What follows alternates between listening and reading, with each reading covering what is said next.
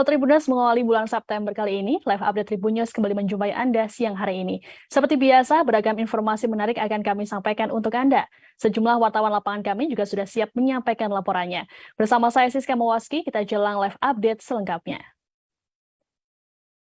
Kita ke informasi pertama, Tribuners. Animo penjualan motor listrik di Malang, Jawa Timur sedang melonjak jelang kenaikan harga bahan bakar minyak atau BBM. Toko retail motor listrik di Malang bahkan dapat menjual hingga 100 unit motor listrik dalam sebulan terakhir. Lonjakan tersebut tidak dipungkiri dari minat masyarakat yang mulai tinggi kepada motor dengan energi terbarukan. Untuk lengkapnya, kami sudah terhubung dengan jurnalis Surya Malang, Erwin Wicaksono. Silakan Erwin dengan laporannya. Ya, baik. Terima kasih, Siska. Memang berdasarkan yang kami pantau di salah satu toko penjualan motor listrik di Kota Malang, jadi di Mitra Electric Bike sedang terjadi kenaikan penjualan dari motor listrik tersebut. Hal ini disikapi dengan antusias oleh pebisnis motor listrik karena dengan adanya kabar kenaikan BBM ini turut membuat masyarakat berpersepsi untuk berpindah dari motor konvensional yang berbahan bakar minyak ke motor listrik. Hal tersebut terbukti dengan adanya data penjualan dari motor listrik di toko tersebut yang bisa mencapai 100 unit, 80 sampai 100 unit dalam waktu sebulan terakhir. Nah, tipe motor listrik yang saat ini sedang digandrungi warga, khususnya di warga di Kota Malang, yakni motor listrik jenis sepeda yang bisa difungsikan sebagai sepeda ataupun dengan tenaga listrik begitu. Menurut store manager Mitra Electric Bike, Robi Irawan menerangkan bahwa jenis motor tersebut paling tinggi penjualannya untuk saat ini. Disusul pula dengan motor-motor listrik dengan model sepeda motor yang memiliki ketahanan baterai yang lebih lama daripada motor listrik sepeda karena jenis baterai yang berbeda. Nah, untuk harga motor listrik sendiri di Mitra Electric Bike dibanderol dengan harga 8 juta hingga 20 juta begitu. Dengan berbagai skema pembayaran seperti kredit maupun cash. Nah, dengan adanya kabar kenaikan harga BBM ini turut disikapi pula oleh pengusaha untuk semakin meningkatkan penjualan dengan semakin gencar melakukan promosi-promosi di masyarakat agar lebih mengenal motor listrik dan kemudian lebih dapat memudahkan masyarakat yang ingin beralih dari motor konvensional ke motor listrik. Begitu sih, Kak. Baik, terima kasih Erwin Wicaksono atas laporannya. Selamat bertugas kembali. Ya, Tribuners, kita beralih ke informasi selanjutnya. Buntut isu kenaikan harga BBM subsidi pada hari ini, antrean kendaraan terjadi di SPBU yang ada di beberapa wilayah, termasuk di Kota Pekanbaru Riau pada Rabu malam. Antrean kendaraan terpantau mengular hingga pinggir jalan. Mereka rela mengantre demi bisa mendapatkan BBM subsidi jenis Pertalite dan solar. Terkait informasi selengkapnya akan disampaikan oleh wartawan Tribun Pekanbaru, Alexander. Silakan Alexander. Baik, terima kasih Siska. Bisa saya informasikan bahwa pada akhir Agustus 2022 atau pada hari Rabu kemarin, itu di Pekanbaru khususnya, ibu kota Provinsi Riau, terjadi jumlah konsumen masyarakat yang cukup ramai untuk antri di SPBU yang ada di Pekanbaru. Pantauan kita di sejumlah SPBU yang ada di Pekanbaru, itu cukup panjang antrian. Namun berbeda, pada siang harinya belum begitu ramai, namun pada malam harinya itu hampir di seluruh SPBU yang ada di Pekanbaru itu terjadi antrian yang cukup panjang, bahkan meluber sampai ke badan jalan. Dan kemudian Siska juga bisa kita informasikan cuaca pada Rabu malam kemarin juga sempat terjadi hujan yang cukup deras ya. Namun baik itu kendaraan roda 4 bahkan kendaraan roda 2 mereka tetap bertahan untuk bisa mengantri untuk mendapatkan harga BBM yang lebih murah tersebut yang menurut mereka akan naik per tanggal 1 September 2022. Namun pada kenyataannya pada memasuki jam 00 tadi malam sampai tadi pagi kita pantau, itu ternyata harga yang ada di SPBU masih sama, yakni solar masih di harga 5.000 150, kemudian untuk Pertalite di harga 7.650. Dan pantauan kita di SPBU itu terpantau cukup sepi ya dari tadi pagi kita lihat.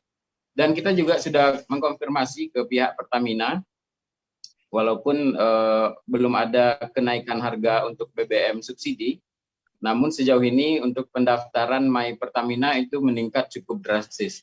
Bahkan untuk pendaftarannya itu di Provinsi Riau mencapai 38.000 yang dibagi untuk 28.000 Pertalite, kemudian yang 12.000-nya yang solar. Demikian rekan Siska. Baik, terima kasih Alexander atas laporannya. Selamat bertugas kembali. Tribunas, kita beralih ke informasi selanjutnya. Sebuah mobil pick-up diamankan oleh tim gabungan Opsnal, Satreskrim, dan Satuan Intelkam Polres PD Aceh pada Rabu 31 Agustus kemarin. Penangkapan itu dilakukan karena mobil tersebut mengangkut BBM subsidi jenis solar menggunakan tangki yang dimodifikasi. Petugas juga turut menangkap sopir pick-up dan juga menyita barang bukti. Lebih lengkapnya akan disampaikan oleh jurnalis Serambi News Muhammad Nazar. Silakan Nazar atas laporannya. Terima kasih Siska. Tribuners, selamat siang. Kami laporkan dari Kabupaten PD Aceh bahwa tim Satreskrim Polres PD bersama Satindelkam Polres PD menangkap satu pickup jenis L300 di SPBU Kecamatan Mutiara Timur pada Rabu 31 Agustus 2022. Penangkapan terhadap pickup tersebut berdasarkan laporan dari masyarakat bahwa adanya pick up yang antrian mengisi bahan bakar minyak atau BBM di SPBU tersebut yang dicurigai ada membawa jerigen dan tangki dimodifikasi, sehingga pihak polisi langsung menuju ke titik lokasi dan berhasil menghentikan pickup tersebut. Menurut Kasat Reskrim Polres PD, Ibtu Muhammad Rizal menyebutkan bahwa penangkapan tersebut berdasarkan laporan warga karena saat ini terjadinya kelangkaan BBM jenis solar di sebagian SPBU di Kabupaten PD. Namun saat polisi menindaklanjuti laporan masyarakat, ternyata adanya pickup yang antrian dengan modus operandi mengisi bahan bakar untuk mobil. Ternyata saat diperiksa oleh polisi bahwa pickup tersebut mengisi untuk menjual BBM bersubsidi dengan cara modus operandinya antrian di SPBU. Saat ditangkap oleh pihak polisi, ternyata benar bahwa adanya jerigen di belakang pickup tersebut dan juga ditemukan tangki telah dimodifikasi.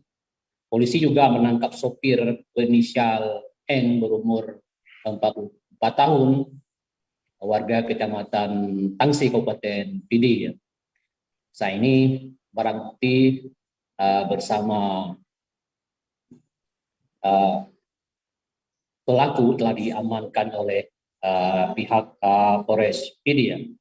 Berdasarkan keterangan dari Kasat Reskrim Polres PD, Ibtu Muhammad Rizal menyebutkan bahwa adanya 8 jerigen yang ditemukan oleh polisi di belakang pickup tersebut dengan ukuran jerigen 35 liter dan sehingga totalnya Tribuners 155 liter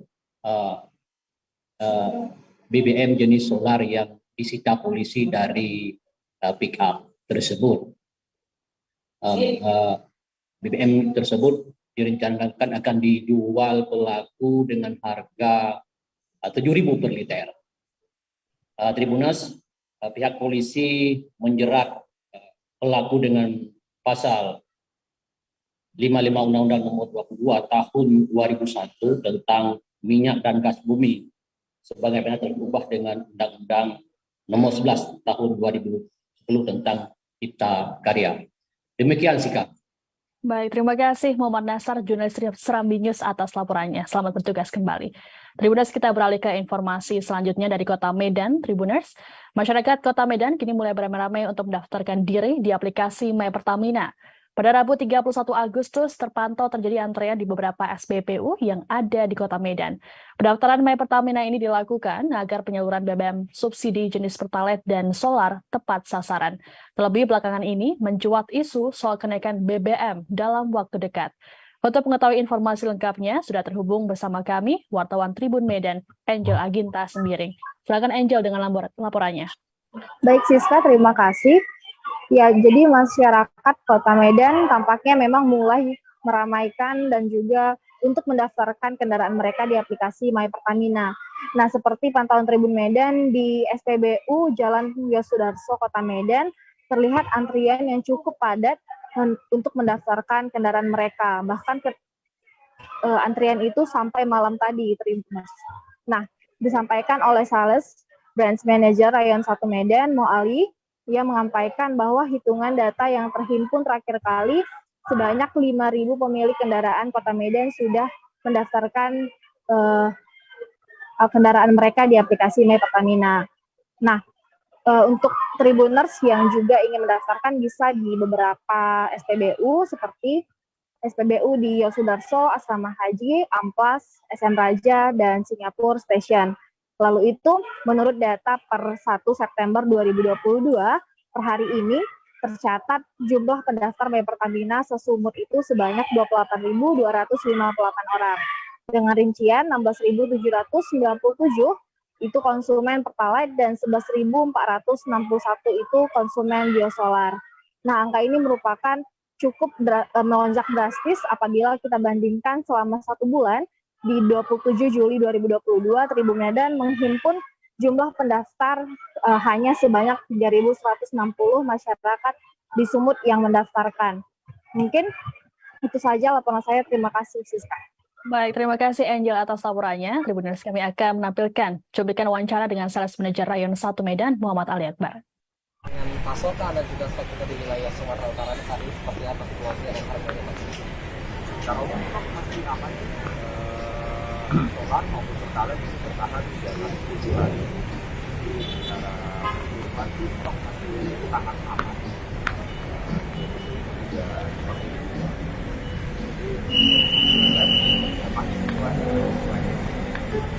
Oke, berapa pasokan yang harus disediakan di wilayah Sumatera Utara? Kita bicara Kota Medan ya. Kota Medan itu, Kota Medan sendiri itu lagi sekitar untuk Pertalite sekitar KL per hari. Kalau untuk solar itu hanya sekitar 700 KL. Munculnya wacana ini kan kemungkinan ada perubahan perilaku terhadap masyarakat untuk konsumsi BBM. Untuk di wilayah Sumatera Utara, sudahkah ada peningkatan konsumsi BBM di wilayah Sumatera Utara? Peningkatan pasti ada ya, terutama di kegiatan belakang peningkatan konsumsi signifikan dibandingkan juga antara bulan yang lain.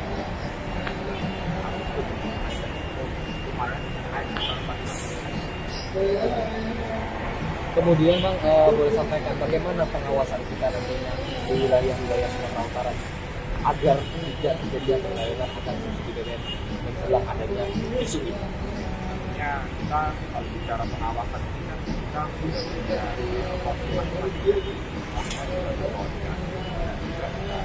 aparat pengawasan itu juga akan dibalikan lagi ke kita juga bisa masing-masing bisa melayani jamaah yang sendiri kita antisipasi kalau misalkan ada antrian. Ke Kalimantan Timur, Tribuners, Polres Pasar melakukan pengawalan terhadap truk tangki pengangkut BBM subsidi. Pengawalan dilakukan pada Selasa 30 Agustus malam, mulai dari perbatasan Kabupaten Penajam Pasar Utara atau PPU ke KM 01 Kecamatan Tanah Grogot, Kabupaten Pasar.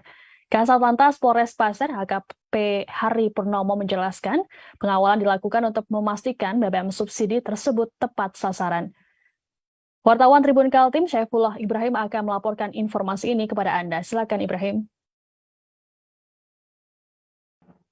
Ya, terima kasih rekan Rizka Siska. Seperti yang kita ketahui, Kepala Satlantas Polres Pasar telah menginstruksikan anggotanya untuk melakukan pengawalan terhadap BBM bersubsidi. Seperti halnya yang telah dilakukan pada 30 Agustus 2022 kemarin. Pengawalan sekaligus pengamanan yang dilakukan oleh Satlantas Polres Pasar itu bertujuan untuk agar BBM bersubsidi itu bisa sampai dengan selamat dalam keadaan aman dan tepat sasaran. Dijelaskan terdapat 3 unit truk tangki dari kota Balikpapan yang dikawal menuju Kabupaten Pasar dengan isian sebanyak 40.000 liter Pertalite. Pengawalan juga dilakukan dalam mengantisipasi kelangkaan BBM bersubsidi. Selama pengawalan berjalan dengan baik, situasi arus lalu lintas dalam keadaan aman, tertib, dan lancar. Ya, sekian rekan Siska.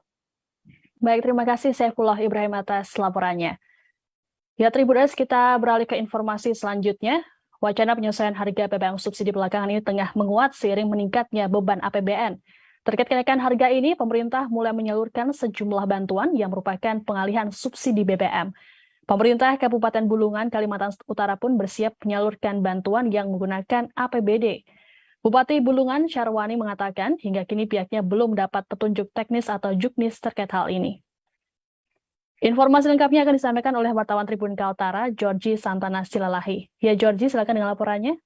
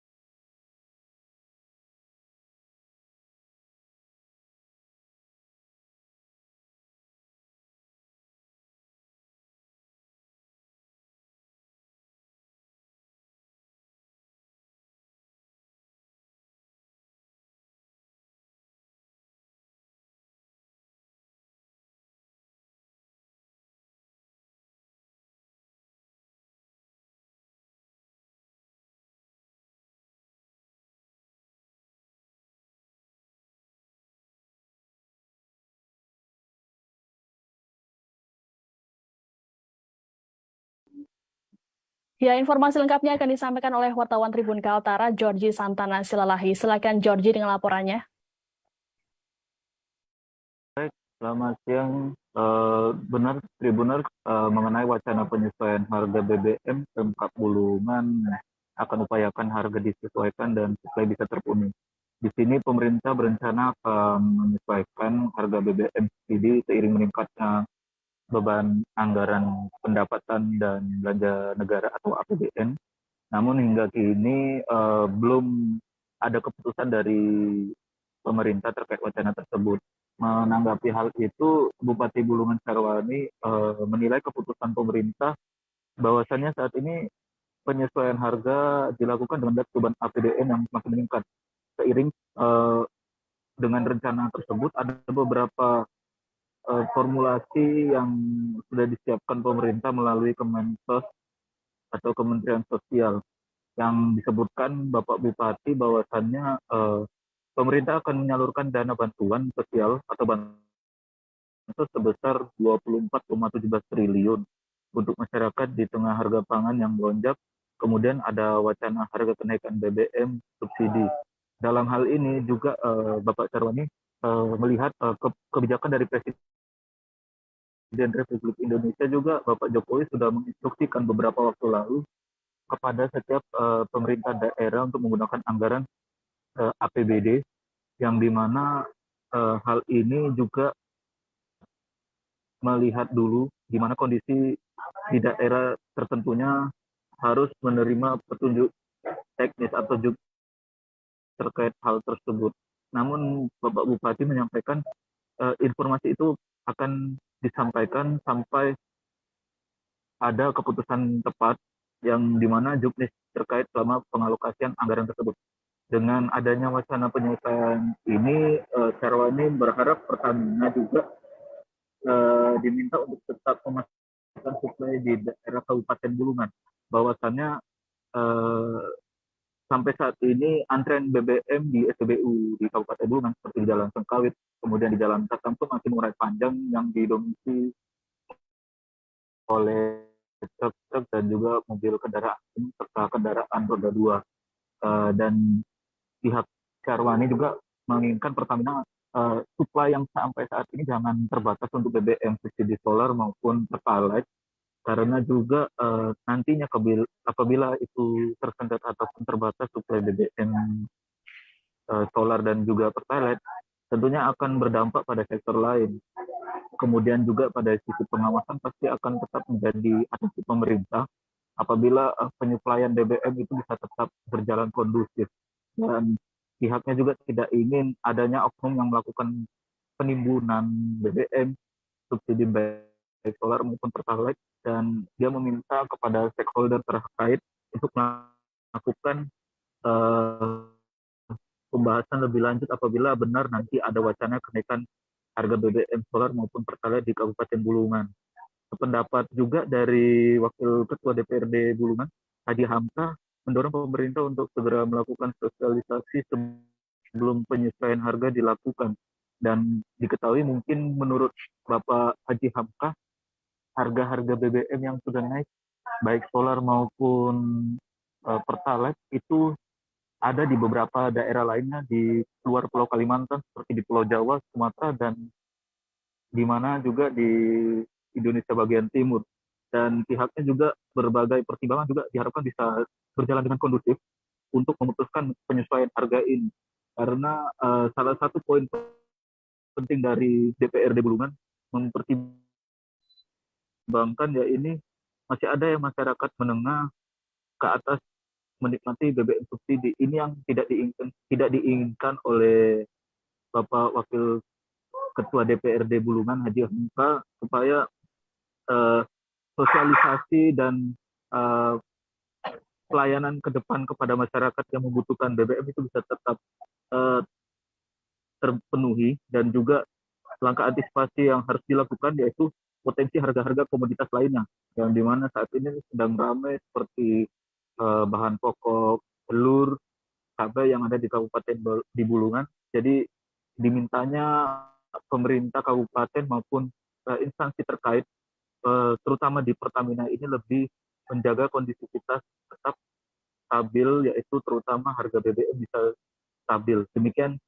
Siska yang bisa dapat saya sampaikan. Kembali ke studio. Baik, terima kasih Georgie atas laporannya. Tribuners, kita beralih ke informasi selanjutnya. Lantaran kesulitan memenuhi kebutuhan BBM di daerah pelosok desa wilayah Kabupaten Penukal Abab Lematang Ilir atau Pali, Provinsi Sumatera Selatan, para pemilik kendaraan rela antre berjam-jam di SPBU Beracung, Kecamatan Talang Ubi, demi mendapatkan pasokan bahan bakar bersubsidi. Hal ini dibuktikan dengan mengeluarnya antrean kendaraan hingga ke jalan poros yang membuat arus lalu lintas menyempit. Akibat dari kendaraan roda 2 ataupun roda keempat antre BBM, baik jenis solar ataupun pertalite di SPBU Mini Bilangan Beracung serta SPBU Simpang Tais Kecamatan Talang Ubi. Wartawan Tribun Sumsel, Rigen, akan menyampaikan laporannya untuk Anda terkait hal ini. Silakan Rigen. Baik, terima kasih rekan Siska. Tribuners, dapat kami laporkan bahwa antrian panjang kendaraan untuk mengisi BBM bersubsidi, baik jenis solar maupun pertalite ini jauh sebelum adanya isu kenaikan harga BBM. Diperkirakan sejak 2 atau 3 pekan terakhir, di mana warga yang notabene beraktivitas menggunakan kendaraan roda 4 itu rela mengisi BBM di luar daerah Kabupaten Pali atau di kabupaten tetangga, baik di Probomuli maupun kota Probomuli maksud kami, atau Kabupaten Morenim, karena aktivitas pada siang hari BBM bersubsidi itu sudah habis untuk warga yang berada di pelosok daerah terpencil, daerah seperti daerah perbatasan antar kabupaten yang rela antri sejak subuh hari, sehingga warga dengan ini mengaku miris, di mana notabene Kabupaten Pali wilayah penghasil migas di Sumsel, itu terjadi kelangkaan. Nah, menyikapi hal ini dari pemerintah Kabupaten Pali sendiri dengan OPD terkait dan instansi TNI Polri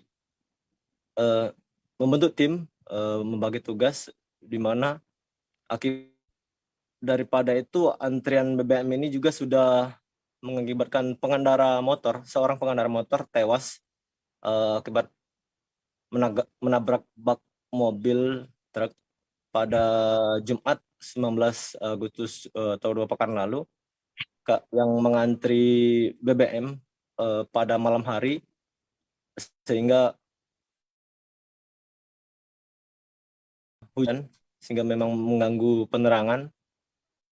Nah, untuk itu Sekda perwakilan pemerintah mengkaji apakah ada investor untuk menambah SPBU, karena khususnya di wilayah Kecamatan Talang Ubi itu ada 2 SPBU dan 3 PMS yang berada di kecamatan sebelahnya. Nah, kemudian dari Dinas Perindustrian dan Perdagangan Kabupaten Bali juga sudah melakukan peninjauan di sejumlah SPBU untuk melakukan tera timbangan, di mana ditemukan 1 SPBU yang tera timbangannya berselisih, yakni di bilangan SPBU Simpang Tais, Kecamatan Talang Ubi. Sedangkan dari pihak Polres Pali sendiri juga sudah melakukan sidak ke sejumlah SPBU, di mana ditakutkan kelangkaan solar dan pertalite ini tidak didistribusikan sebagaimana mestinya. Demikian rekan Siska kami. Baik, terima kasih Rigen atas laporannya. Tribuners, kami akan menampilkan cuplikan wawancara dengan Sekda Pali Kartika Yanti. Berikut tayangannya untuk Anda. Apakah akan difasilitasi kalau misalnya ada investor untuk membangun SPBU lagi di Pali itu seperti itu? Untuk membangun SPBU baru. Silakan saja, sepanjang itu biasanya kalau setahu saya, dulu kebenaran kami pernah jadi pengacara Pertamina, itu akan melalui kajiannya dari mana? Dari mahasiswa, biasanya ITB yang digunakan, tapi lihat radius ya, jarak. Ya misalnya nanti memungkinkan kalau saya lihat Kabupaten Bali semakin maju, jadi masyarakatnya itu ekonomi. Dari pemerintah ya, dengan sebagai sekda, saya juga merasakan prihatin. Saya pribadi pun sulit untuk mendapatkan BBM itu sendiri. Jadi makanya kita kadang-kadang isinya tuh di luar dari Pali kan, harus antri seperti apa. Tapi mungkin saya lihat di situ kadang-kadang dari subuh juga orang mobil itu sudah antri di pom bensin seperti itu. Saya tidak tahu, nanti kita juga mungkin insya Allah minggu depan itu kita akan sama Kabupaten Pali.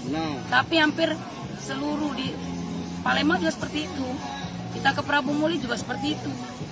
mengingat kita penghasil migas. 9 daerah penghasil migas itu mengalami semua. Kemarin kita rapat di Tangerang itu juga sama. Di se-Indonesia? Untuk wilayah Sumatera. Sumatera. 10. Iya, iya. Itu kan salah satunya Mubah, Banjarmasin, Prabu Muli, Pali, Muara Enim, Lahat. Itu daerah penghasil. Tribuners, kita beralih ke Nusa Tenggara Timur. Seorang pria dilaporkan hilang dan tenggelam di Bendungan Napun GT, Kabupaten Sika, NTT pada Selasa 30 Agustus. Proses pencarian oleh petugas penyelamat pun langsung dilakukan setelah pihak keluarga melapor. Untuk mengetahui situasi terkini, saat ini kami sudah terhubung dengan jurnalis Tribun Flores, Christine Adal. Christine, silakan dengan laporannya. Baik rekan Siska, dapat kami laporkan dari Maumere, Kabupaten Sika, bahwa pada Selasa 30 Agustus 2022 sekitar pukul 20 malam telah diduga hilang seorang warga desa Ilimedo yaitu Gervasius Gedo yang diduga hilang dan tenggelam di area genangan bendungan Napun GT yang berada di Kabupaten Sika. Nah, lokasi ini sendiri berada di Dusun Lelabura, Desa Ilimedo, Kecamatan Waiblama, Kabupaten Sika. Nah, informasi yang sebelumnya kami himpun dari Kapolres Sika melalui Kasih Humas AKP Margono menyebutkan korban hingga pada tanggal 30 Agustus belum ditemukan hingga tanggal 31 Agustus. Nah, korban ini dilakukan pencarian bersama tim gabungan dari Basarnas, warga setempat, kemudian Babinsa, dan juga Kapolsek setempat. Nah, upaya pencarian ini dilakukan semenjak dari tanggal 30 malam hingga tanggal 31 Agustus 2022, namun belum ditemukan korban. Nah, korban sendiri menurut tim Basarnas sudah ditemukan pada tanggal 31 karena kondisi air di bawah genangan bendungan Napun GT ini sangat buruk karena jarak pandang mereka sangat nol, jadi sulit untuk menemukan korban. Nah, hingga pada hari ini diberitakan juga bahwa korban sudah ditemukan di bendungan tersebut, di area genangan air bendungan Napun GT oleh tim Basarnas dan juga para warga setempat yang ikut melakukan pencarian terhadap korban. Nah, korban ditemukan dalam keadaan terapung dan tim Basarnas sudah mengevakuasi korban dari area genangan dan dibawa ke darat dan sudah disimpan di kantong jenazah dan dibawa ke rumah korban untuk disemayamkan. Demikian rekan Siska. Baik, terima kasih Christine atas laporannya. Selamat bertugas kembali. Tribuners, kita beralih ke Jawa Timur. Aksi pencurian sepeda motor terekam CCTV di Masjid Nur Rahmat, Kecamatan Duduk Sampean, Gresik, Jawa Timur pada Rabu 31 Agustus. Setidaknya 2 unit sepeda motor milik pengurus masjid dibawa kabur oleh pencuri. Peristiwa terjadi saat kedua korban tengah melaksanakan sholat subuh. Terkait informasi ini akan disampaikan oleh wartawan Tribun Jatim, Willy Abraham. Silakan Willy. Ya, terima kasih Rizka. Aksi pencurian sepeda motor kembali terjadi di Kabupaten Gresik. Kali ini aksi itu terjadi di Masjid Ar-Rahmah yang ada di Desa Duduk Sampean, Kecamatan Duduk Sampean, Kabupaten Gresik. Peristiwa pencurian sepeda motor ini terekam kamera CCTV masjid saat jamaah melaksanakan ibadah salat subuh. Nah, kejadian ini menimpa 2 kendaraan sepeda motor milik jamaah. Saat kejadian, saat sholat jamaah itu berlangsung, ada 2 pria yang masuk ke dalam area parkir masjid atau halaman masjid.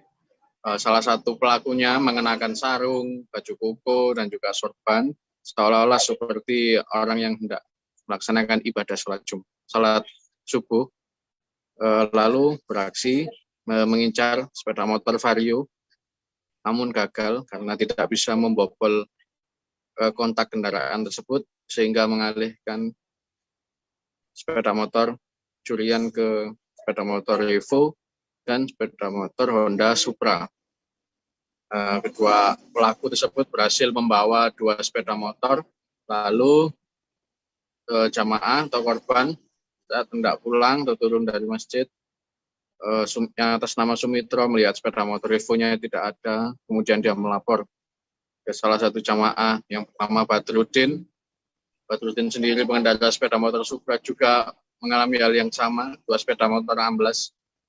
Lalu kedua korban ini mengecek langsung CCTV dan melihat ada 2 pelaku yang beraksi melakukan aksi pencurian.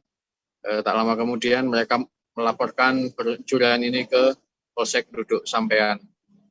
Nah, kerugian yang dialami korban sekitar 3 juta dan laporan tersebut saat ini masih dalam proses penyelidikan. Demikian Siska yang bisa saya laporkan. Baik, terima kasih Willy atas laporannya dari Gresik, Jawa Timur. Tribunas, kita beralih ke Jambi. Meninggalnya Brigadir Yosua Huta Barat pada 8 Juli lalu menarik simpati dari masyarakat hingga kini. Ayah Brigadir Yosua, Samuel Huta Barat, mengungkapkan ada pihak yang mengusulkan agar nama sang anak diabadikan menjadi nama jalan yang ada di dekat lokasi pemakaman. Samuel juga mengaku dirinya sudah melihat surat permohonan kepada pihak desa terkait. Informasi lengkap terkait usulan nama jalan Brigadir Yosua ini akan disampaikan oleh wartawan lapangan Tribun Jambi, Danang Noprianto. Danang, silakan laporannya. Ya, terima kasih, Siska. Nama Brigadir Nofriansyah Yosua Huta Barat diusulkan oleh kerabat ataupun organisasi PBB untuk diabadikan menjadi nama salah satu jalan di Desa Sukamakmur, Kecamatan Sungai Bahar, Kabupaten Muaro Jambi. Samuel Huta Barat, ayah Brigadir Yosua, sudah ditujukan surat permohonan tersebut beberapa waktu lalu, namun Samuel memberikan koreksi terhadap nama yang akan diabadikan. Yang semulanya diberikan nama Brigadir Nofriansyah Yosua Huta Barat agar ditambahkan gelar Sarjana Hukum atau SH menjadi Brigadir Nofriansyah Yosua Huta Barat SH di nama jalan tersebut. Karena Brigadir Yosua telah resmi menyandang gelar tersebut beberapa waktu lalu. Surat permohonan tersebut akan diajukan kepada Kepala Desa untuk ditindaklanjuti. Nantinya jalan yang akan diusulkan dan diabadikan nama Brigadir Yosua tersebut berada di simpang arah masuk ke pemakaman Brigadir Yosua. Sementara itu ditambahkan Rohani Simanjuntak, bibi Brigadir Yosua, mengatakan bahwa sebelumnya saat masih melakukan jaga malam menunggu proses autopsi saat itu, nama jalan simpang Brigadir J sudah muncul. Waktu itu saat ada yang bertanya lokasi jaga malam, sering ditanya dirinya berada di lokasi mana, maka disebut berada di simpang Brigadir J. Saat ini simpang arah ke makam tersebut dinamakan Simpang Yanto, namun nama tersebut bukan merupakan nama resmi yang digunakan karena beberapa hal orang mendirikan rumah, pertama kali orang mendirikan rumah tersebut bernama Yanto. Namun semenjak adanya kasus Brigadir Yosua dimakamkan di dekat simpang tersebut, sering dibilang atau disebut sebagai Simpang Brigadir J. Sehingga saat ini diusulkan nama tersebut agar dapat diresmikan menjadi Simpang Brigadir Nofriansyah Yosua Huta Barat. Namun keluarga saat ini ataupun dari organisasi PBB masih belum mendapatkan informasi apakah surat tersebut sudah sampai ke Kepala Desa. Namun dari keluarga sendiri juga sudah menyepakati apapun usulan tersebut juga sudah diterima oleh keluarga dan juga keluarga menyetujui, hanya menunggu tinggal persetujuan dari pihak desa apakah menyetujui usulan tersebut. Begitu, rekan Siska. Baik, terima kasih Danang Noprianto atas laporannya. Selamat bertugas kembali. Tribunas, kita beralih ke Sulawesi Selatan. Pergeseran jembatan rel kereta api seberat 326 ton yang menghubungkan rel kereta dari arah Maros dan Pangkep, Sulawesi Selatan berhasil dilaksanakan. Dilakukan proses penutupan jalan yang melibatkan petugas gabungan dari Kementerian Perhubungan, TNI, dan Polri pada Rabu 31 Agustus malam hingga Kamis 1 September dini hari. Proses penggeseran dilakukan para pekerja dengan menggunakan 2 pasang hidrolik launcher dengan kekuatan beban masing-masing 250 ton. Informasi lengkap terkait kegiatan penggeseran jembatan rel kereta api ini akan disampaikan oleh jurnalis Tribun Timur Nurul Hidayah. Nurul, silakan laporannya. Halo, selamat siang Tribuners. Baik Tribuners, pergeseran jembatan rel kereta api Kabupaten Maros, Sulawesi Selatan ini berhasil dilakukan. Penggeseran ini Tribuners berlangsung selama kurang lebih 5 jam dari pukul 11 malam, Rabu malam, dan berakhir sekitar pukul 4 Kamis tadi Tribuners. Nah, sekedar diketahui bahwa jembatan ini Tribuners beratnya sekitar 326 ton. Dan ini untuk penggeserannya itu digunakan 2 alat hidrolik launcher yang ini setiap gerakannya mendorong sekitar 90 cm. Jadi diperkirakannya itu selesai sekitar 3,5 jam Tribuners, namun untuk berjaga-jaga jalanan ditutup sekitar 5 jam Tribuners. Nah, untuk kendaraannya sendiri, ini untuk kendaraan seperti truk itu untuk sementara waktu tidak diperkenankan untuk melintas sama sekali Tribuners, dan untuk kendaraan roda 4 ini disiapkan jalur alternatif melalui Bontorea. Sementara untuk kendaraan yang urgen seperti ambulans dan juga roda 2 ini masih diperkenankan untuk melintasi di escape road, di mana escape road ini bisa melintas di bawah jembatan rel kereta tersebut, Tribuners. Nah, Tribuners, sekedar diketahui, malam tadi penjagaannya cukup ketat sekali, di mana memang sama sekali truk tidak bisa melintas di bawah jembatan, dan ini ditakutkan bisa mengganggu pengerjaan, seperti itu, Tribuners. Kemudian pemasangan jembatan ini, sebenarnya penyempitan jalan di area tersebut memang sudah beberapa hari yang lalu ini sudah terjadi, Tribuners, karena memang pengerjaan untuk jembatannya sendiri ini cukup memakan waktu yang lama, namun ditutup total untuk pergeserannya, Tribuners, untuk menyambung rel dari arah Makassar dan rel dari arah Maros dan juga rel dari arah Kabupaten Pangkep, Sulawesi Selatan, Tribuners. Nah, ini Tribuners, ini jembatan rel kereta api ini melengkapi proyek kereta api ini sekitar 90%. Jadi totalnya setelah disambungkan antara rel dari arah Kabupaten Maros dan Pangkep, ini total pengerjaan dari kereta apinya adalah 95% dan dipastikan bisa digunakan pada Oktober mendatang, Tribuners. Dan untuk pengoperasian perdana nanti rencananya akan rel kereta api ini akan diresmikan langsung oleh Bapak Presiden Joko Widodo. Seperti itu, Tribuners, kembali ke studio. Baik, terima kasih Nurul atas laporannya. Tribuners, untuk melengkapi informasi ini kami akan menampilkan wawancara dengan Kepala Balai Pengelola Kereta Api Sulawesi Selatan, Amana Gapa. Baik, selamat malam ya kawan-kawan media. Alhamdulillah hari ini kami sedang dalam proses pergeseran jembatan. Jadi jembatannya digeser sepanjang kurang lebih 40 meter, sedangkan jembatannya sendiri itu panjangnya 63 meter dengan berat total 326 ton. Nah, seperti yang kita lihat di belakang, saat ini sedang dalam proses menggeser jembatan. Jadi pergeseran jembatan ini sendiri itu menggunakan hydraulic launcher, ada 2 buah, masing-masing dengan kekuatan 250 ton. Sedangkan geseran jembatan ini, setiap dorongan itu kurang lebih 90 cm. Nah, kita berhitung saat ini sudah bergeser, untuk hitungan kami dengan jarak 40 meter, maka waktu efektifnya kurang lebih 3,5 jam. Nah, mudah-mudahan kita bisa lakukan percepatan sehingga waktu geseran bisa lebih cepat lagi, dan masyarakat yang menuju ke arah Makassar maupun yang ke arah Parepare akan terbuka jalurnya.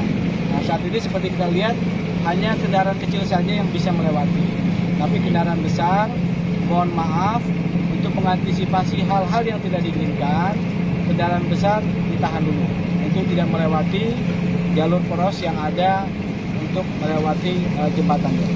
Silakan kalau ada yang Pak, ini apa bedanya jembatan beton ini, jembatan baja ini dengan jembatan yang beton sebelumnya, Pak? Apa lebih cepatkah dia jarak tempuh dan sebagainya? Oh, begini. Kalau untuk desain, pemilihan desain ini memang berdasarkan hasil koordinasi. Tribuners, kita beralih ke Jawa Tengah. Sebuah bus PO Haryanto menabrak sepeda motor di Jalan Ngawi, Sragen, tepatnya di Simpang 4 Traffic Light Poldaplang, Kecamatan Grampal, Kabupaten Sragen, Jawa Tengah pada Selasa 30 Agustus.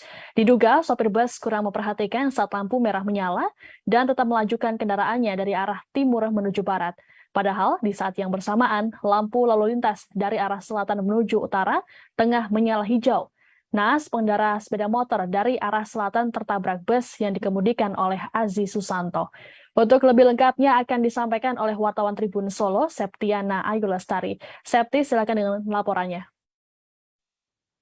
Ya, baik, terima kasih Siska. Selamat siang Tribuners. Benar, pada Selasa tanggal 30 Agustus tahun 2022 kemarin telah terjadi kecelakaan maut yang terjadi di Jalan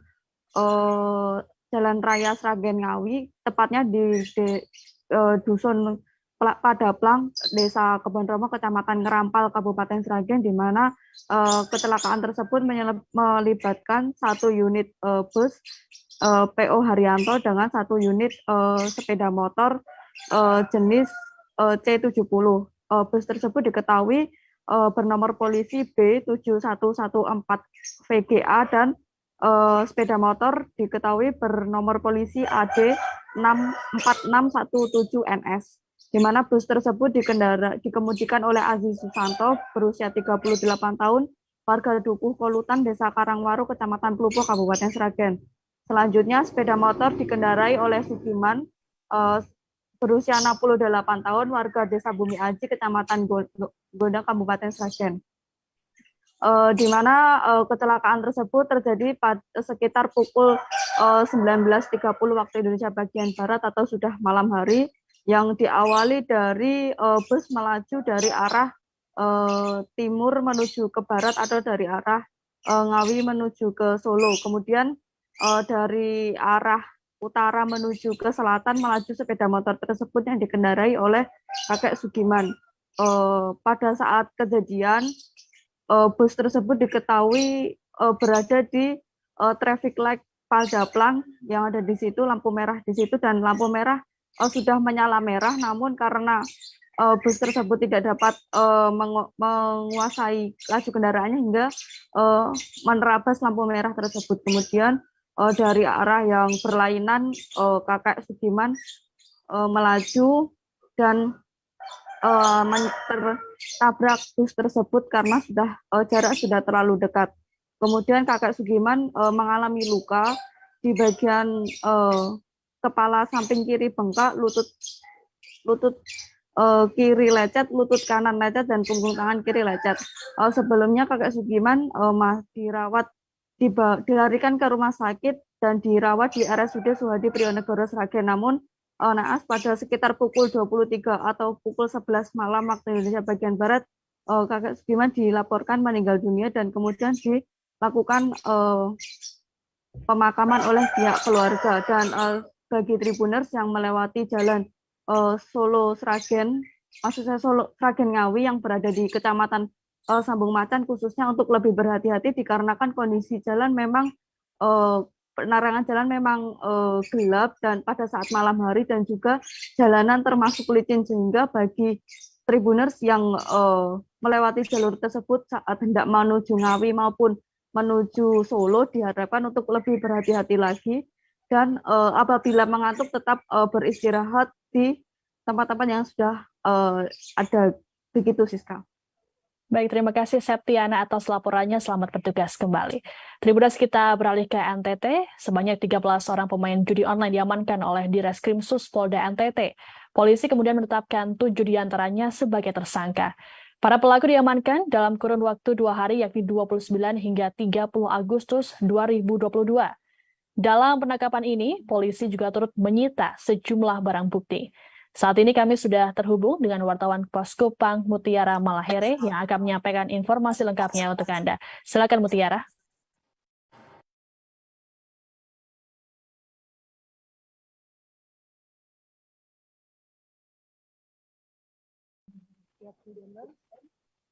Dari Kupang kami melaporkan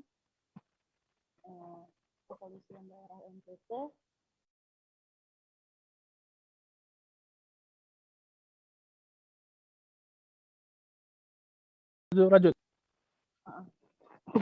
Tribuners dari Kupang kami melaporkan bahwa tim Cyber Polda NTT melakukan patroli cyber terhadap permainan judi online, dan ditemukan ada 13 orang pemain judi online dan 7 diantaranya sudah ditetapkan sebagai pelaku perjudian online.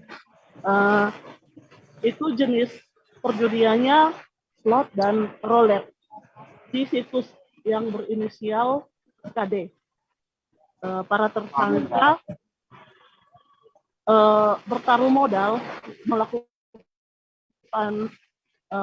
deposit mulai dari puluhan juta sampai ada juga yang hingga ratusan ribu. Dengan tersangkanya itu dari berbagai latar belakang profesi, mulai dari ada ojek online serta pekerjaan swasta. Dan saat para tersangka sementara dalam proses penanganan oleh Direktorat Reserse Kriminal Khusus dan dari para tersangka diamankan sejumlah barang bukti berupa ponsel, SIM card, ATM, dan buku rekening milik para tersangka serta bukti yang melakukan transaksi deposit maupun withdraw terhadap hasil perjudian online. Dari atas perbuatannya, para tersangka dijerat dengan pasal Undang-Undang Informasi dan Transaksi Elektronik, junto Undang-Undang KUHP pasal 303 dengan ancaman hukuman 6 tahun penjara dan denda 1 miliar. Terhadap hal ini, Kapolda NTT Irjen Pol Setio Budianto menegaskan bahwa segala bentuk perjudian online, perjudian maupun baik online maupun konvensional harus ditindak tegas dan masyarakat jangan berjudi karena judi tidak menjadikan kaya, tapi merugikan diri sendiri, keluarga, serta masyarakat. Demikian. Baik, terima kasih Mutiara atas laporannya. Tribuners, kami akan menampilkan cuplikan wawancara dengan Kapolda NTT Irjen Pol Setio Budianto. Berikut pernyataannya untuk Anda.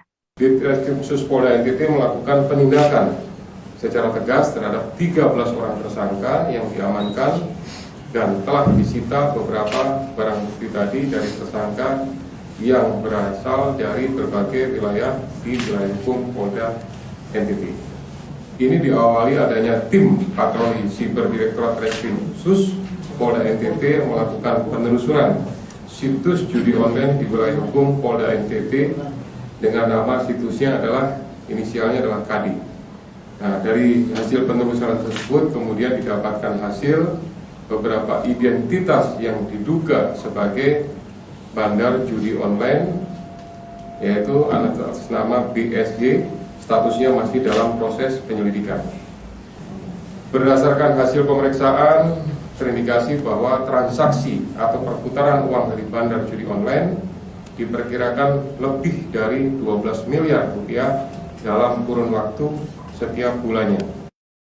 Beralih ke kabar lainnya, Tribuners, hari ke-6 pencarian korban KM Teman Niaga di Selat Makassar, nelayan menemukan satu jasad yang mengapung. Penemuan jasad tersebut kemudian ditindaklanjuti oleh tim SAR setempat dan dibawa menggunakan sirider TNI AL. Jenazah kemudian dibawa ke Rumah Sakit Dr. Haji Andi Abdurrahman Nur Tanah Bumbu untuk diidentifikasi. Untuk mengetahui informasi terkini, kami sudah terhubung dengan jurnalis Banjarmasin Posman Hidayat. Silakan dengan laporannya. Baik, rekan Siska. Bisa kami laporkan dari Kabupaten Tanah Bumbu, Provinsi Kalimantan Selatan. Sejak 22 Agustus lalu, KM Teman Niaga mengalami kecelakaan air, dalam hal ini tenggelam di Selat Makassar, dan baru ditemukan pada 25 Agustus saat KM Dharma Peri 3 melintas dari Parepare menuju Batu Licin. Kabarnya setelah ditemukannya 4 orang yang berhasil selamat mengapung di tengah laut, akhirnya tim SAR mulai turun ke lapangan untuk melakukan pencarian. Terhitung 26 Agustus, pencarian tim SAR gabungan dilakukan ke laut Selat Makassar, dan tepat pada Rabu kemarin itu ditemukan satu jenazah yang diduga adalah salah satu korban Teman Niaga ini, dan setelah diidentifikasi ternyata memang benar salah satu korban yang jumlahnya 11 orang dan baru ditemukan 1 orang. Namun perkembangan hari ini dapat kami laporkan saat ini tim SAR di perairan Kota Baru, Kalimantan Selatan kembali menemukan 1 korban lagi. Dan saat ini pencarian masih dilanjutkan karena jarak dari daratan itu atau ke posko cukup jauh, perlu beberapa jam untuk sampai ke darat lagi, sehingga proses pencarian masih dilanjutkan di perairan. Dan informasinya hari ke-7 ini akan kembali merapatkan tim SAR gabungan ini untuk melanjutkan, apakah dilanjutkan atau stop. Dan informasi kemarin itu satu korban jenazah yang dibawa itu ditemukan pertama kali oleh nelayan. Kemudian nelayan ini menginformasikan terhadap LCT yang lewat, kemudian pihak LCT melaporkan ke KRI Tongkol yang saat itu kebetulan kebetulan juga melakukan pencarian. Dan sekedar diketahui ada 5 kapal yang dikerahkan, termasuk 2 KRI milik TNI AL, terus kapal Basarnas, kapal KSOP, ada Bakamla yang melakukan pencarian. Dan saat ini tadi informasinya siang tadi sekitar pukul 11 kembali ditemukan 1 korban lagi. Namun belum diketahui apakah itu termasuk korban KM teman niaga ini atau di luar teman niaga ini. Informasinya masih melakukan pencarian dan masih menunggu informasi dari tim SAR gabungan terkait informasi penemuan atau pencarian lanjutan. Mungkin demikian yang bisa kami laporkan, rekan Siska. Baik, terima kasih laporannya Man Hidayat. Kami tunggu informasi selanjutnya.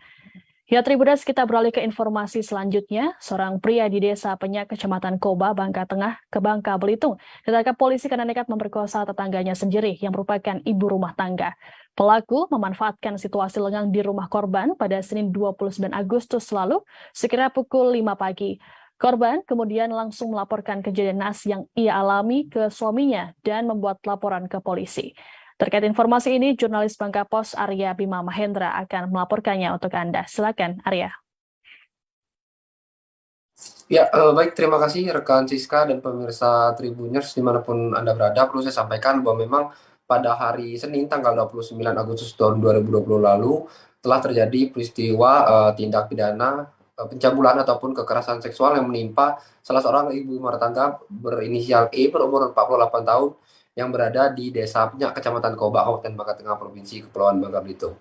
Peristiwa memilukan itu dialami oleh korban berinisial E saat dirinya sedang pagi-pagi mempersiapkan kebutuhan untuk suaminya pergi berangkat kerja. Nah, ketika suami korban yang sudah berangkat kerja, tiba-tiba saja tetangganya yang bernama Encup berumur 44 tahun masuk ke dalam rumah korban dan kemudian mengajak korban untuk pergi ke dalam kamar dan melayani nafsu bejatnya. Pada kesempatan tersebut diketahui bahwa pelaku atas nama Encup ini sempat menarik tangan korban dan memaksanya untuk pergi ke kamar. Namun korban diketahui sempat memberontak dan menolak dan kemudian melepaskan genggaman tangan tersebut. Namun untuk kedua kalinya pelaku kembali memaksa korban ataupun dan mengancam korban untuk masuk ke kamar, dan ketika itulah korban dipaksa ataupun diancam untuk melayani pelaku untuk berhubungan badan dengan dirinya. Dan diketahui juga bahwa pelaku dan korban ini adalah pendatang yang berasal dari Provinsi Jawa Barat yang memang sudah bertetangga cukup lama. Diketahui setelah peristiwa memilukan tersebut, korban pun langsung melaporkan kejadian itu kepada sang suami setelah pulang kerja, dan kemudian keesokan harinya pada hari Selasa tanggal 30 Agustus tahun 2022 sang suami pun langsung membuat laporan di SPKT Polsek Koba. Setelah mendapat laporan tersebut, Kapolsek Koba itu Rizky Adiansa langsung menurunkan tim untuk mencari pelaku yang memang tidak jauh berada di lokasi kejadian, tepatnya di Desa Penyak. Setelah itu pelaku pun berhasil diringkus dengan bantuan warga setempat, dan untuk menghindari amukan warga, pelaku pun langsung diamankan ke Polsek Koba dan dilakukan penyidikan awal. Setelah itu perkara terhadap pelaku tersebut pun langsung dilimpahkan ke Satreskrim Polres Bangka Tengah, dan usai dilakukan penyelidikan yang dilakukan pada hari kemarin, diketahui bahwa pelaku ini mengaku dirinya kala itu sedang stres karena kebingungan, tidak punya pekerjaan dan tidak punya uang, dan kala itu melihat tetangganya ini dan membuat dirinya bernafsu ya, ataupun ingin melancarkan nafsu bejatnya tersebut. Akibatnya, atas kejadian tersebut, pelaku patut diduga telah melanggar pasal 6 huruf B Undang-Undang Nomor 12 Tahun 2022 tentang kekerasan seksual atau pasal 285 KUHP tentang kejahatan terhadap kesusilaan dengan ancaman hukuman penjara maksimal 12 tahun. Mungkin demikian yang bisa saya laporkan. Rekan Siska kembali ke studio. Baik, terima kasih Arya Bima Mahendra atas laporannya. Selamat bertugas kembali. Tribuners, kita beralih ke informasi selanjutnya. Orang tua finalis Dangdut Akademi 5 Valen Akbar menemui Bupati Pamekasan Badrut Tamam pada Selasa 30 Agustus. Keduanya meminta dukungan pada Badrut setelah Valen berhasil lolos ke babak selanjutnya. Diketahui remaja berusia 15 tahun itu mendapat 3 yes dari 3 dewan juri saat babak audisi. Informasi lengkapnya akan disampaikan oleh jurnalis Tribun Madura, Kuswanto Ferdian. Silakan Kuswanto dengan laporannya. Baik, selamat siang rekan Siska, selamat siang seluruh penonton Tribun News yang ada di seluruh Indonesia. Orang tua Valen Akbar yang merupakan salah satu peserta audisi di Akademi 5 menemui Bupati Pamekasan untuk meminta dukungan agar anaknya bisa sukses mengikuti audisi di DA5 yang saat ini sedang berlangsung. Valen merupakan penyanyi dangdut asal Pamekasan yang usianya masih muda dan juga dikenal sebagai penyanyi cilik yang memiliki suara merdu dan juga bakat memiliki kepiawaian dalam bermain keyboard. Pada saat audisi, Valen mendapatkan 3 yes dari 3 dewan juri yang meliputi King Nasar, Dewi Persik, dan juga Janeta Janet. Saat audisi tersebut, Valen Akbar diajak langsung berduet dan bernyanyi dengan King Nasar karena penasaran dengan kepiawaiannya saat bernyanyi dan juga bermain keyboard. Saat ini, Bupati Pamekasan juga sedang menjanjikan akan memberikan dukungan penuh terhadap Valen Akbar karena sudah mengharumkan nama baik Pamekasan yang sudah lolos di audisi di Akademi 5 Indosiar yang saat ini juga sedang berlangsung.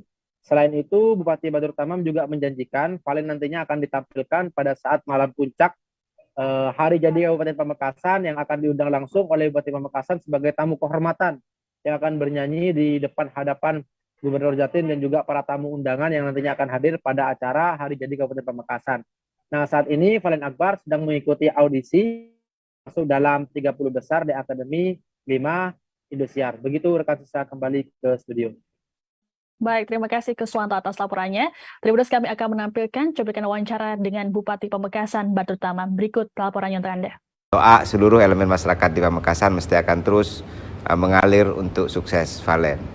Orang tua Valen, guru-guru Valen di MAN 1 Pamekasan, teman-teman Valen di MAN 1 Pamekasan juga akan mesti mendoakan, mendukung sukses Valen menjadi artis muda dari Pamekasan dan Madura. Sebuah pabrik pengolahan kopra kelapa milik warga di Dusun Madasari, Desa Masawah, Kecamatan Cimerek, Pangandaran, Jawa Barat hangus terbakar pada Rabu 31 Agustus petang. Diduga api berasal dari penggarangan kelapa. Untuk memadamkan api, sejumlah petugas damkar pun dikerahkan ke lokasi. Butuh waktu 1 jam untuk menjinakkan si jago merah. Untuk mengetahui informasi terkini, sudah terhubung bersama kami jurnalis Tribun Jabar, Patna. Patna, silakan dengan laporannya.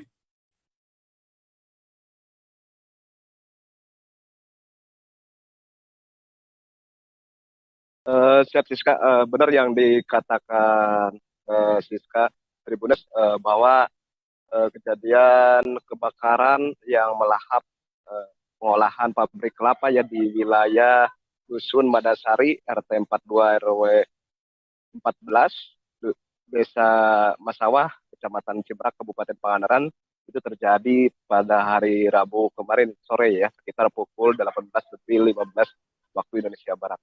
Dan hal tersebut langsung ditanggapi oleh pihak Damkar Kabupaten Pangandaran yang mana dalam waktu 60 menit mereka sudah langsung bisa memadamkan api tersebut.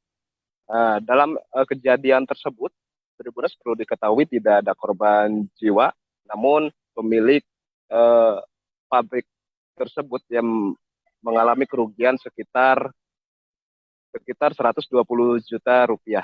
Dan selain itu Tribuners, pihak Damkar Kabupaten Pangandaran selanjutnya melakukan pendinginan dan asesmen di lokasi tersebut. Dan hingga kini menurut informasi yang diterima Tribuners untuk puing-puing serta atas kejadian tersebut ya pihak pemilik dari kopra tersebut ya sedang melakukan pembersihan puing-puing yang berada di lokasi sekitar kebakaran tersebut. Mungkin seperti itu, Siska. Baik, terima kasih Patna atas laporannya. Selamat bertugas kembali. Dan Tribuners, kita beralih ke informasi selanjutnya. Korban kecelakaan truk kontainer di depan SD Negeri Kota Baru 2 dan 3 Kota Bekasi pada Rabu 31 Agustus kemarin kini bertambah 3 orang, sehingga total mencapai 33 orang. Diketahui sebanyak 11 korban meninggal dunia, 7 diantaranya adalah murid SD, 1 anak-anak dan sisanya orang dewasa. Seluruh korban luka saat ini masih menjalani perawatan di Rumah Sakit Ananda Bekasi dan RSUD Kota Bekasi. Untuk mengetahui informasi terbaru terkait kecelakaan ini, sudah terhubung bersama kami jurnalis Tribun Jakarta Yusuf Batiar. Silakan Yusuf dengan laporannya. Selamat siang Siska dan juga Tribuners. Saat ini saya tetap berada di Kota Baru 2 dan 3 Jalan Raya Sultan Agung, Kecamatan Bekasi Barat, Kota Bekasi, tempat di mana kecelakaan maut truk trailer yang menabrak sejumlah warga dan pengendara di jalan tersebut pada Rabu tanggal 31 Agustus 2022 kemarin. Adapun dari data terbaru yang saya dapat ataupun bisa terdapat, jumlah korban secara keseluruhan sebanyak 33 orang. Dari 33 orang tersebut, 10 diantaranya meninggal dunia, sedangkan sisanya adalah korban luka dan juga korban luka ringan. Adapun untuk korban selamat dirawat di 2 rumah sakit, yakni di Rumah Sakit Ananda dan juga RSUD Kota Bekasi. Adapun informasi ini sekaligus meralat informasi sebelumnya di mana disebutkan terdapat 7 orang siswa SD yang meninggal dunia dari 10 orang korban kecelakaan. Adapun yang benar adalah dari 10 orang korban meninggal dunia, 4 diantaranya adalah siswa SDN Kota Baru 3 dan sisanya adalah orang dewasa, yakni pedagang yang ada di sekitar SD, lalu juga ada orang tua murid ataupun wali murid yang sedang menjemput, dan juga ada beberapa pengendara yang sedang melintas yang juga ikut menjadi korban kecelakaan maut ini. Adapun untuk di RSUD terdapat 7 orang korban meninggal dunia, jenazahnya dibawa ke RSUD, lalu hingga hari ini seluruh jenazah sudah dikembalikan ke keluarganya dan dikebumikan, sedangkan untuk di RS Ananda terdapat 3 orang korban meninggal dunia, yang juga saat ini semua korban meninggal dunia sudah dikembalikan ke keluarganya dan dikebumikan. Untuk korban yang mengalami luka, sebagian sudah melakukan rawat jalan, sebagian diantaranya juga masih ada yang melakukan perawatan intensif di Rumah Sakit Umum Daerah maupun di Rumah Sakit Ananda. Sebagai tambahan, hari ini pihak Dirlantas Polda Metro Jaya juga sudah kembali melakukan olah TKP di kejadian, di mana olah TKP ini menggunakan alat perekam yang nantinya akan mengetahui lebih detail peristiwa sebelum dan setelah tabrakan terjadi. Selain itu, terdapat sejumlah kegiatan yang dilakukan di TKP, salah satunya tadi ada kunjungan dari Gubernur Jawa Barat Ridwan Kamil dan juga beberapa kunjungan dari PGRI. Sementara untuk guru-guru dan siswa, untuk aktivitas belajar mengajar di SD Negeri Kota Baru 2 dan 3, hari ini sampai hari Jumat akan diliburkan sementara. Siswa baru akan kembali belajar di sekolah pada hari Senin. Adapun untuk meliburkan siswa ini dilakukan untuk menjaga kondusivitas serta memulihkan trauma yang dialami sejumlah siswa akibat kecelakaan maut yang terjadi di depan sekolah mereka. Begitu, Siska. Baik, terima kasih Yusuf Batiar atas laporannya. Kami tunggu informasi selanjutnya dari Anda. Ya, Tribuners, kita beralih ke informasi selanjutnya. Penemuan sesosok bayi berjenis kelamin laki-laki mengejutkan warga Semabung Baru, Kota Pangkal Pinang, Bangka Belitung pada Rabu 31 Agustus. Bayi malang ini ditemukan di depan rumah warga dengan keadaan plasenta yang masih menempel. Beruntung, bayi tersebut masih dalam keadaan hidup dan langsung dievakuasi ke rumah sakit. Informasi lengkap terkait penemuan bayi ini akan disampaikan oleh wartawan Bangka Pos, Rizky Rianda Palevi. Silakan Rizky.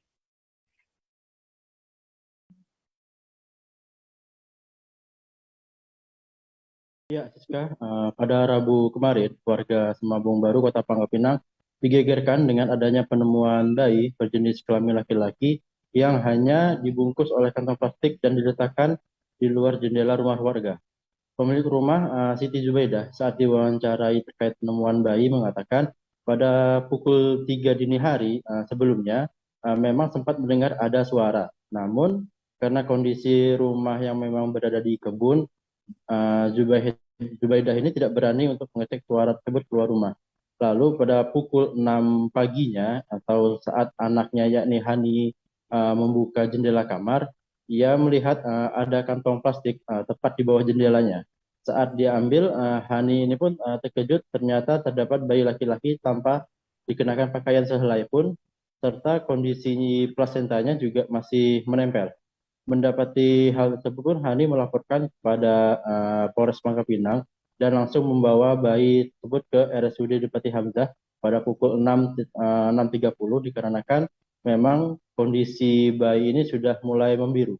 Lebih lanjut, saat dikonfirmasi ke pihak RSUD terkait kondisi bayi, Direktur RSUD Depati Hamzah kondisi bayi saat datang sudah mengalami hipotermia atau suhu tubuh rendah dan kekurangan oksigen atau saturasi oksigennya hanya 77% saja. Lalu untuk umur juga diperkirakan dari perhitungan medis, bayi ini 32 minggu sampai dengan 33 minggu, sehingga bayi ini bisa disebut sebagai lahir prematur dengan kondisi paru-paru yang belum matang sepenuhnya, sehingga serapan oksigen ke tubuh tidak maksimal. Namun alhamdulillahnya untuk saat ini kondisi bayi sudah sehat dan kini masih berada di ruang ISU RSUD Depati Hamzah. Sementara itu, Kasat Reskrim Polres Pangkal Pinang, AKP Adi Putra memastikan pihaknya juga akan terus melakukan rangkaian penyelidikan guna mencari identitas ataupun keberadaan orang tuanya. Demikian, Rizka. Baik, terima kasih Rizky Rianda Palevi atas laporannya. Tribuners, kami akan menampilkan wawancara atau pernyataan dari Kasat Reskrim Polres Pangkal Pinang AKP Adi Putra. Berikut tanya untuk Anda. Kami mendapat informasi dari warga yang mana menemukan kantong plastik yang sangat mencurigakan. Jadi warga ini di rumahnya sekitar jam 3 subuh, dia ada mendengar ada suara-suara yang mencurigakan. Tetapi dia belum keluar rumah, namun sekitar pukul 5.30 subuh, pemilik rumah ini dengan anaknya keluar mengecek di yang bising-bising yang ada di bawah pintu jendela rumahnya. Setelah warga ini keluar dari rumahnya dan menemukan satu buah plastik. Pas mereka buka, ternyata isinya bayi laki-laki. Maka warga ini membawa bayi itu ke dalam rumahnya. Setelah memastikan bahwa ini bayi ini laki-laki dan masih hidup, tapi dalam keadaan tidak menangis, masih ada plasenta, maka warga ini melaporkan ke RT setempat dan melaporkan ke pihak kepolisian. Sehingga kami mendapat informasi tersebut langsung menuju TKP. Setelah di TKP, kami amankan berikut dengan unit TPA kami, dan kami langsung membawa bayi tersebut ke rumah sakit umum. Tribuners, kita beralih ke Ambon. Puluhan sopir angkot jalur Laha dan Hatif Besar melakukan demo di Balai Kota Ambon pada Rabu 31 Agustus. Demo ini dipicu peralihan jalur angkot Laha dan Hatif Besar. Para sopir angkot mendesak Pemkot Ambon untuk menghentikan peralihan tersebut karena kondisi jalan yang tidak memungkinkan. Untuk informasi terkini terkait demo itu akan disampaikan oleh wartawan Tribun Ambon, Mesya Marabesi. Maksud kami Marasabesi. Berikut, silakan laporannya Mesya. Baik Siska dan juga Tribuners, saya Mesya Marasabesi, jurnalis dari tribunambon.com, ingin melaporkan terkait dengan aksi unjuk rasa oleh puluhan para supir angkot, khususnya untuk jalur Laha dan juga Hatiwe Besar, yang melakukan aksi unjuk rasa di Jalan Ayapati atau tepatnya di samping kantor Balai Kota Ambon terkait dengan adanya kebijakan baru dari Dinas Perhubungan Kota Ambon terkait dengan peralihan jalur angkot. Untuk peralihan jalur angkot sendiri tadinya untuk jalur Laha dan juga Hatiwe Besar itu melewati jalan Tulung Besi dan kini dialihkan melewati jalur Pasar Batu Merah sampai ke Angkoli Tribuners. Peralihan jalur angkot ini dinilai tidak maksimal bagi mereka para pelaku supir angkot karena ini berkaitan dengan kondisi jalan yang tidak memungkinkan dan juga kondisi jalan di Pasar Batu Merah yang kerap kali mengalami kemacetan. Tribuners. Aspirasi ini kemudian sudah disampaikan dan diterima Dinas Perhubungan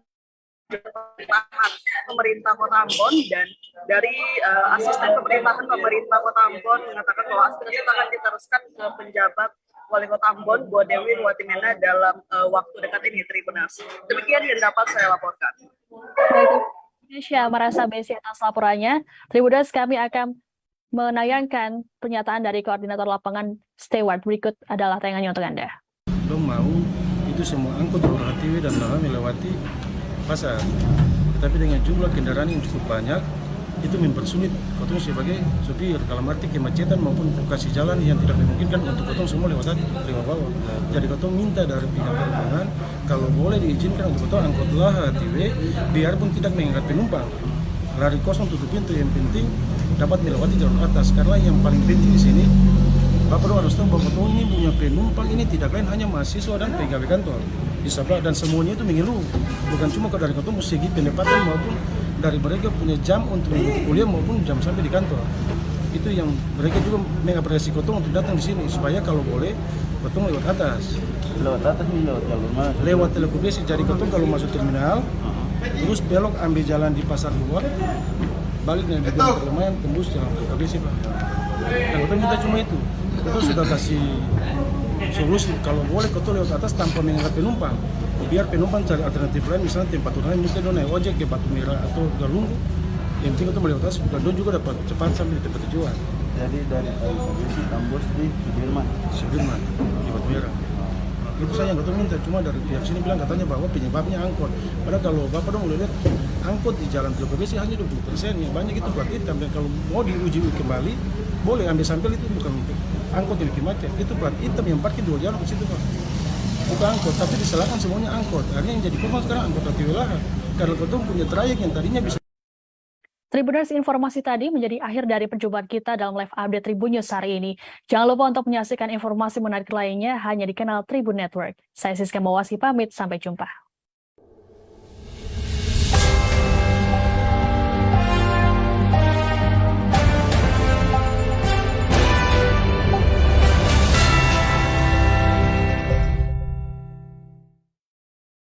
Jangan lupa like, subscribe, dan share ya!